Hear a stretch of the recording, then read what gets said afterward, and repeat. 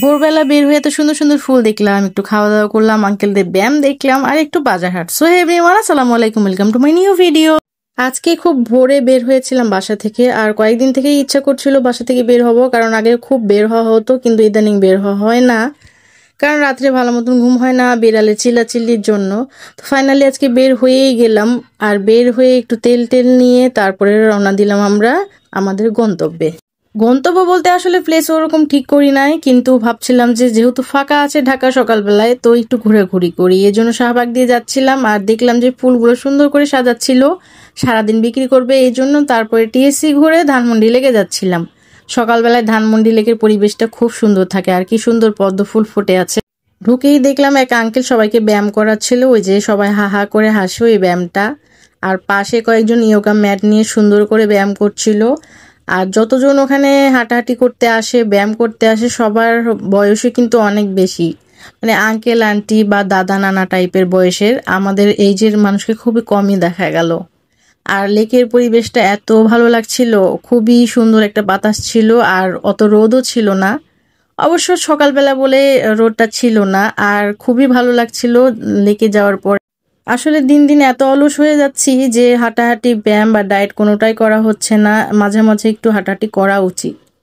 তো দেখলাম যে ওখানে অনেক ফুটপাতে দোকান বসিয়েছে, বিভিন্ন জুয়েলারির দোকান, তারপরে থ্রি পিসের দোকান, তারপরে তোমার প্যান্ট শার্ট পাওয়া যাচ্ছিল ছোট বাচ্চাদের, আর সবজির দোকান তো ভরপুর ছিল।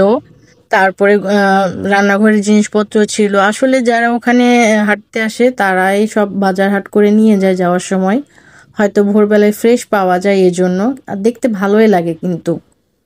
তো সবাই কিন্তু বাজার করে নিয়ে যাচ্ছিল, কিন্তু ওরা প্রচুর দাম চাচ্ছিল। তো আমরা ভাবলাম যে একটু নাস্তা করি, আর নাস্তা করতে বসে আমি একটু ঢং করছিলাম, যেহেতু খাবারটা আসতে দেরি হচ্ছিল। তো চলে আসলো খাবারটা। খাবারে ছিল পরোটা, ডাল, তারপর একটা সবজি আর ডিম ভাজি। পরোটাটা অনেক ক্রিস্পি ছিল। আর ভাই, আমার কাছে ওই যে তেল ছাড়া পরোটা, ভাই তেল ছাড়া পরোটা আবার কি? হ্যাঁ, পরোটা তো পরোটাই হয়, এরকম ক্রিস্পি হবে, তেল দিয়ে ভাজা হবে ভরপুর, এটা খেতে খুবই মজা লাগে। আর আমার আসলে খাবারটা খুব ভালো লাগছিল, ডালটাও অনেক মজা ছিল, তারপরে ভাজিটাও অনেক ভালো লাগছিল খেতে। আর ডিম ভাজিটা আমার কাছে ভালো লাগে না, আমার কাছে কেন জানি হোটেলের ডিম ভাজিটা একদম ভালো লাগে না খেতে। ওরা কেমন করে যে ভাজে আমি জানি না।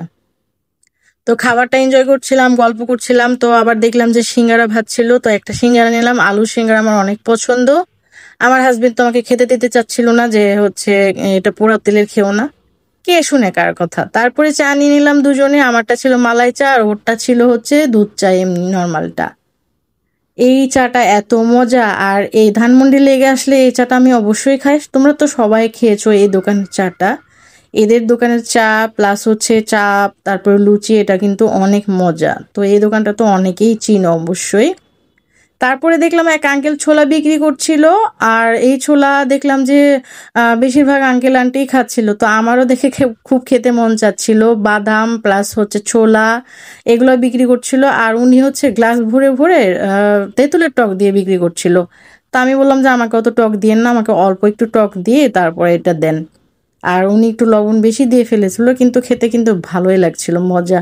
আর আমার কিন্তু ছোলা খেতে খুব ভালো লাগে। আমার জামাই এসব খায় না, কারণ তার এসব নাকি ভাল লাগে না। মোহাম্মদপুরে চলে আসলাম, আর এসে গেলাম বাজারে ছানাপানাদের জন্য মাছ কিনতে, কিন্তু গিয়ে দেখি বেশিরভাগ মাছওয়ালাই বসে নাই, কারণ অনেক বেশি সকাল ছিল।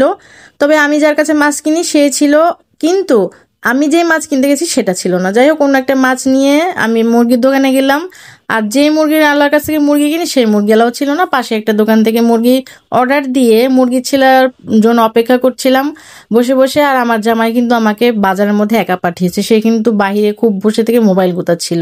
তো এই ছিল আজকের ব্লগ। সবাই প্লিজ আমার পেজটাকে ফলো করে দিও। দেখা হচ্ছে নেক্সট ভিডিওতে, ততক্ষণ পর্যন্ত আল্লাহ হাফেজ।